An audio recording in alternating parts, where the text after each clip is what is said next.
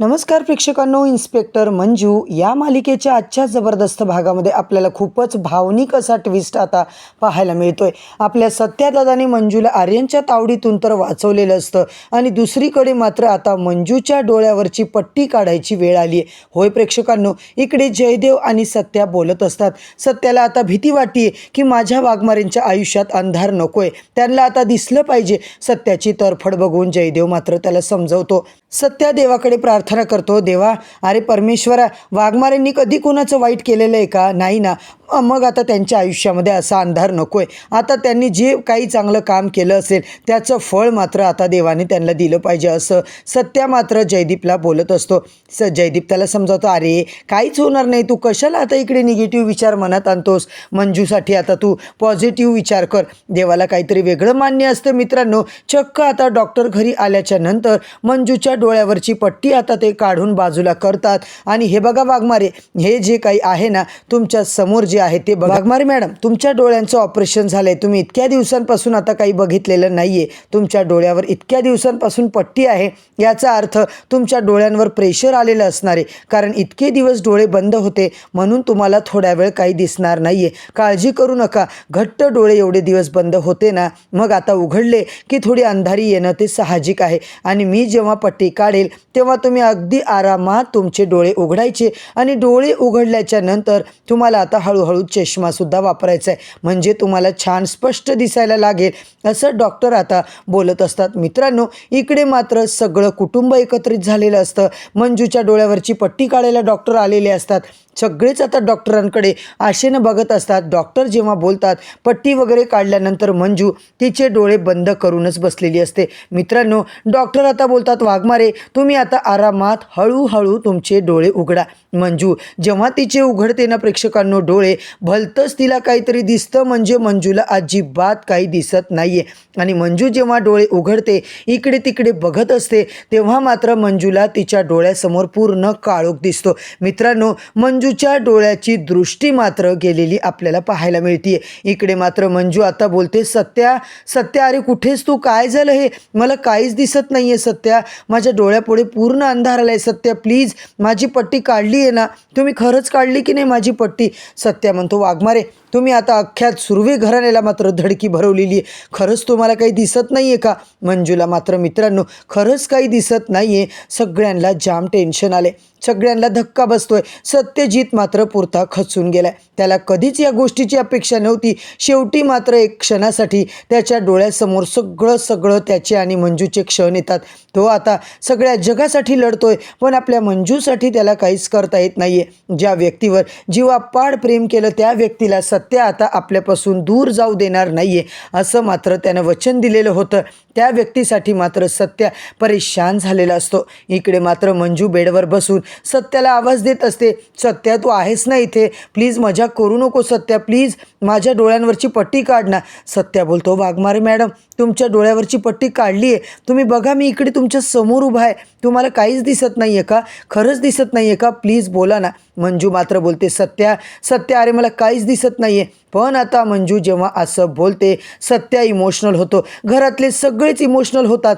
सत्या तर अक्षरशः रडायला लागतो। डॉक्टर मात्र आता तिकडे बोलत असतात, काय करणार, आय एम सो सॉरी, यांच्या डोळ्याचं जे काही ऑपरेशन आम्हाला आता करायचं होतं ते तर आम्ही केलंय, पण आता त्यांना काही दिसत नाहीये, नक्कीच त्यांची काहीतरी आता दृष्टी गेलेली असणार आहे, आमची तर काही चूक नाहीये। मित्रांनो, घरातले सगळे घाबरतात। मंजूचा जो काही डाव आहे प्रेक्षकांनो, मंजूला सगळं दिसत असतं, परंतु मंजूने आता मात्र सत्यासमोर हे सगळं नाटक करायचं ठरवलंय आणि सत्या मात्र पुरता खचून गेला, अक्षरशः रडायला लागतो।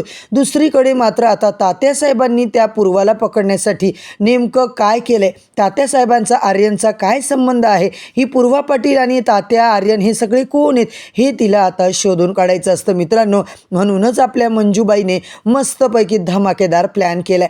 आता मात्र घरच्यांच्या समोर तर हा प्लॅन खोटेपणा सगळं काही तिचा खरंच समोर येणार का? ही बातमी आता बरोबर आर्यन पूर्वा तात्यापर्यंत पोचली आहे. ती म्हणजे एका रात्रीतून की मंजूला काही दिसत नाहीये, मंजू आंधळी झाली आहे. याचाच फायदा घेऊन मंजू त्या आर्यनला आता इकडे पकडणार, हेच आपल्याला आता पाहायला मिळणार आहे. तर मंडळी, इकडे मात्र सपनी आणि मायासाहेबनं मिळून जो काही घाणेरडा प्लॅन केलाय ते सगळं पाहणं मात्र आता खूपच रंजकदार ठरणार आहे. इकडे मात्र आपण पाहतोय प्रेक्षकांनो, चक्क आता सपनी झोपलेली असते. सपनीला स्वप्न पडतं आणि तिच्या रूममध्ये ती जेव्हा झोपते तिला आता इतकी भीती वाटते ना, तिला वाटतं काय बाबा एवढं वाईट स्वप्न. मंजू तिच्या समोर आहे, तिला ती जाब विचारत आहे, चांगले फटके मारत आहे आणि तिची दृष्टीसुद्धा परत आली आहे. हे सपनाचं स्वप्न आता ती जागी होते, खडबडून जागी होते आणि तिला खूप घाम फुटलेला असतो. ती आता दचकूनच उठते आणि एवढी घाबरते ना, स्वतःलाच बोलते, बापा सपने असं घाबरून चालणार नाही. जाऊबाई आज ना उद्या त्यांना दिसलं तर मात्र माझी वाट लागेल, म्हणून आता जाऊबाई समोर चांगलं वागावं लागेल. मी तर साधीसुधी गृहिणी आहे, पण जाऊबाई तर पोलीस आहेत ना, मग मात्र मला कुणाकडे न्याय मागायला जावं लागेल. मम्मी साहेब तर अशा मला आता इकडे अन्याय करत असतात, त्रास देत असतात. म्हणून आता सपना विचार करते आणि जयदेवला मात्र प्रेक्षकांनो ती आता पटकन लाईट ऑन करते आणि त्याला उठवून सांगायला लागते की जयदेव, मला असं स्वप्न पडलं, मला असं वाटलं. आता मात्र जयदेव तू कुठे आहेस, तू कुठे आहेस? आणि जयदेव मात्र नेमका बाथरूममध्ये असतो. सपना खूप घाबरली, नक्की काय घडलं म्हणून जयदेव आता बाहेर येतो. तेव्हा आता सपना सगळं त्याला सांगते, अगं काय आहे, काही घाबरू नको, असं काही होत नसतं. जयदेव मात्र आता सपनीकडून बातमी काढायचा प्रयत्न करतो. कोणी मारलं तुला? आर्यननी मारलं का? नाही हो, आर्यन कशाला मारेल, मला जाऊबाईंनी मारलं. आता मात्र जयदेव म्हणतो, काय वहिनी त्या कशाला तुला मारतील? अहो हो, स्वप्नात मारलं. अगं काय दिमाग खराब झाले का गं तुझं? सपना बोलते, तुम्ही असंच बोलता माझ्यासोबत, बघा ती मला येऊन चापकानं मारून गेली, मी एवढं सांगते तरी तुम्हाला भरोसा नाही. जयदेव म्हणतो, अगं तू स्वप्न बघितलंय ना, स्वप्न खरं असतं का? आणि हे बघ, स्वप्न बिप्न आता ते निगेटिव्हिटी सोडून दे, सगळा चांगला विचार कर आणि काही झालं तरी मंजू वहिनीची काळजी करायची. मंजूला तू कशाला एवढं त्रास देते ग मम्मीच्या वाटीला जाऊन? मम्मीच्या नादाला लागू नको, मंजू वहिनी खूप चांगली आहे. जयदेव बोलतो, अगं मला माहिती आहे तू जरी चुकीची असली पण नाव तुझं नाही, मम्मीच्या सांगण्यावरून तू सगळं करते, बरोबर आहे की नाही? तेव्हा मात्र सपना बोलते, हो ते सुद्धा बरोबरच आहे. तुम्हाला कसं माहीत की मी मम्मीचं ऐकते म्हणून? मला माहिती आहे ना गं, तुझं डोकं किती चालतं, मम्मीचं डोकं किती चालतं. सपना मात्र बोलते, हे बघा जयदेव, मला प्लीज असं बोलू नका बरं. आणि इकडे सपना मात्र चक्क आता घाबरलेलीच असते. इकडे ती आता म्हणते, मंजू वहिनीला आता दिसेल ना, प्लीज आता मला त्यांच्यापासून वाचवा बरं का. जयदेव बोलतो, ठीक आहे सपने, तू काळजी करू नको, मंजू वहिनीला मी सांगतो तुझ्यासोबत चांगलं वागतील त्या, आणि त्या पोलीस आहेत त्यांच्या नादाला लागू नको, चांगलं वाग.